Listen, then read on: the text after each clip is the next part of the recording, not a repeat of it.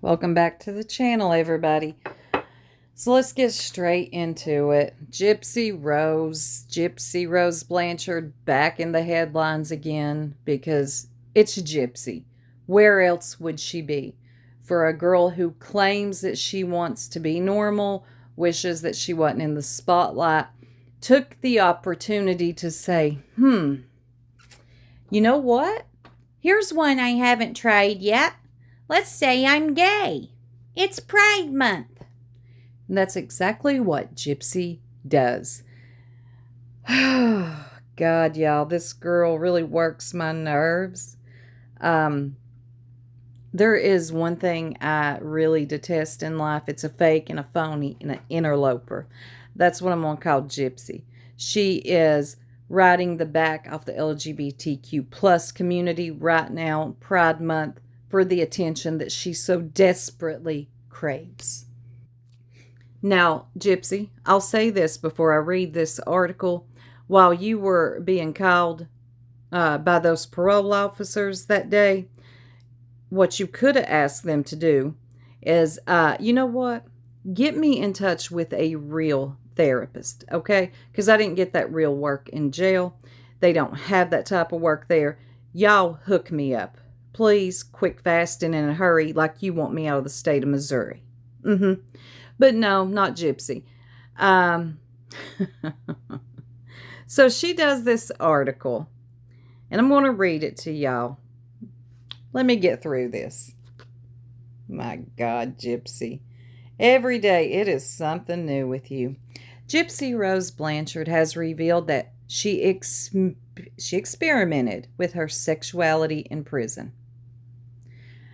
The Munchausen awareness activist and social media personality opened up about her identity. Her identity? I got a problem with that word.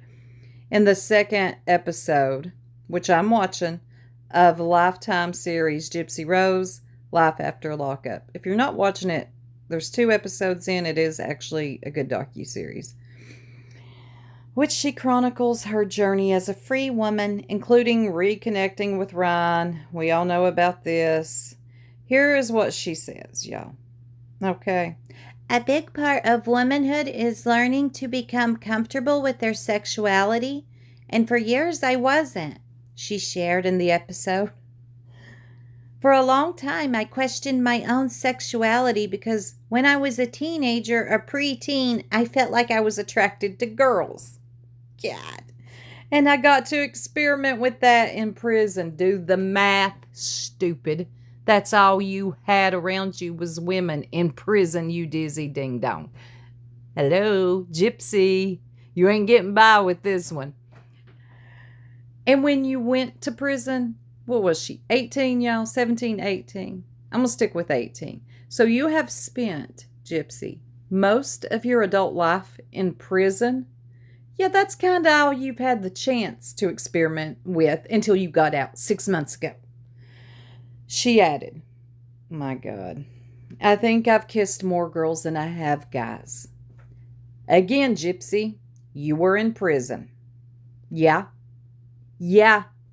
See, this is not a question of, to me, your sexuality right here. It's the question of math. In 2015, okay, I can't with that story. I can't. It's been told 80 times, 80 different ways. Can't do it.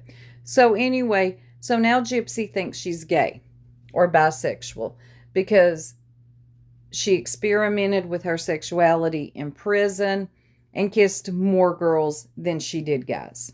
That's pretty much how she is summing this up and how I'm summing it up.